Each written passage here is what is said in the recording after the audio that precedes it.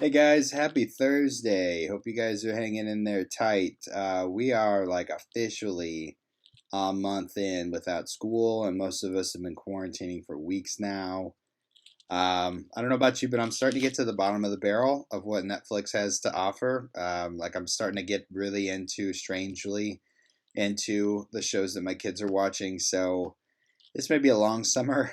Um, I want to know what you guys are watching. What are you guys binging? What are you guys getting into lately? And if it's not TV, if it's not streaming or something like that, what new hobbies are you guys doing? Because we're kind of limited in what we can do, right? But we got all this time on our hands, so why not pick up a new hobby? So if you've got a new hobby, drop that in the comments. I'd really like to know what you guys are doing.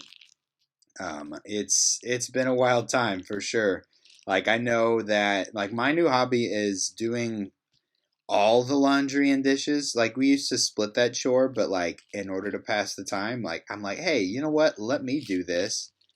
And so, weirdly, we're all on top of laundry and dishes, and that's because I don't know what else to do with my hands. So let's just go do that, right? So if you got a new hobby, drop it in there. If you got a TV or Netflix show recommendation, drop it in the comments. Help a brother out because I'm out of options. So if you got something interesting, I'd love to hear about it. But I wanted to take my time with you guys today, just on a more serious note, because it's been a long month for a lot of people. But I wanted to kind of get into something that's been on my heart, especially here lately.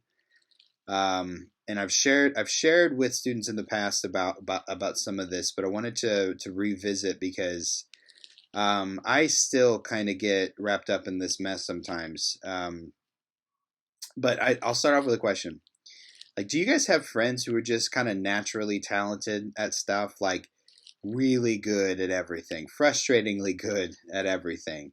So I remember growing up hearing something along the lines of, hey, everyone has something that they're good at. Everyone's got talents, right? It's kind of like the mantra of a motivational speaker to encourage their audience to find the thing that they're really good at and just rush towards it, and that's their purpose, right? Build confidence, yada yada yada, that kind of thing. Well, when I would hear that, I would mishear that.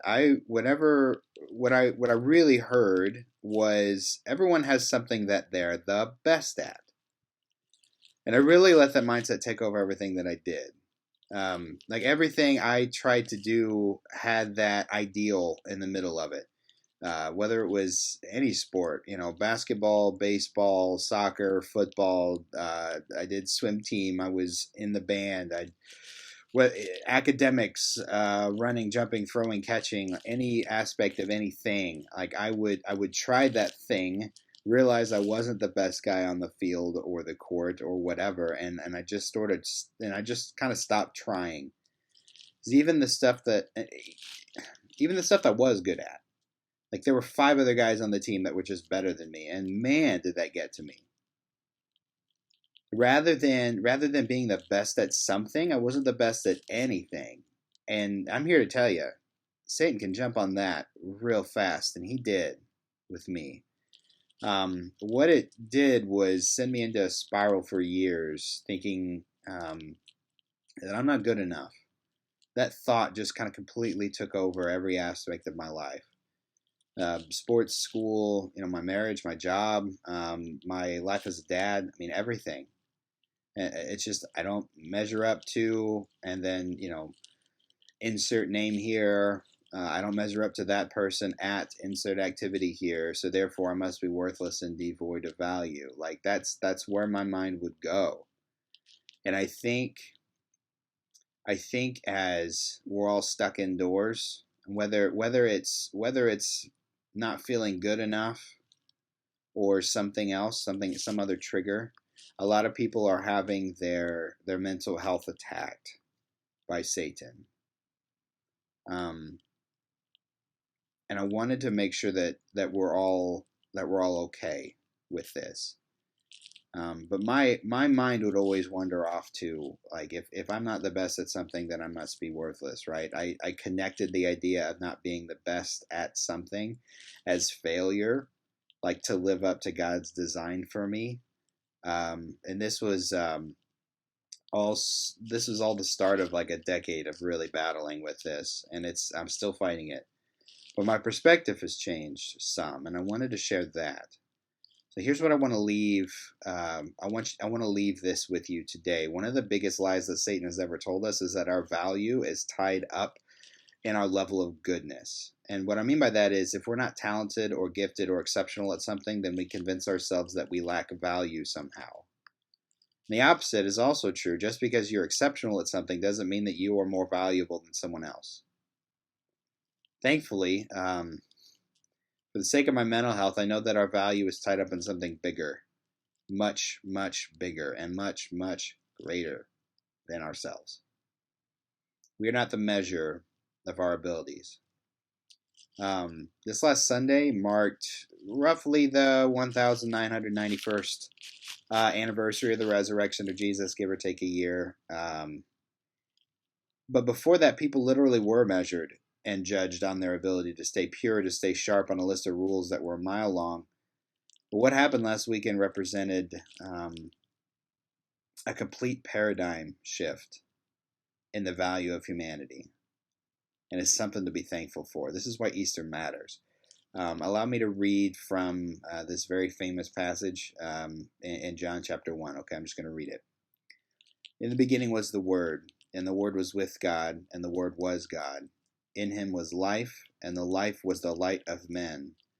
The light shines in the darkness, and the darkness has not overcome it.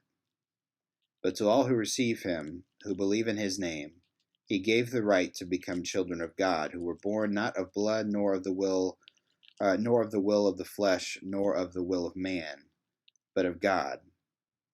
And the Word became flesh and dwelt among us, and we have seen his glory, as of the only Son of the Father, full of grace and truth. Guys, we don't have to be good enough. We don't have to be the best. If you've received Jesus, who is the Son of God, you are elevated to his level as a child of God. You become, in the eyes of the Father, like Jesus. That's all we need. So this is something that you're struggling with. If this is, trying to find a new normal, if you're trying to adjust and it's just not working, something is off, and you're really struggling. Don't let the opportunity go to pass. Know that if you are a follower of Jesus, you are a child of God, and that's all we need.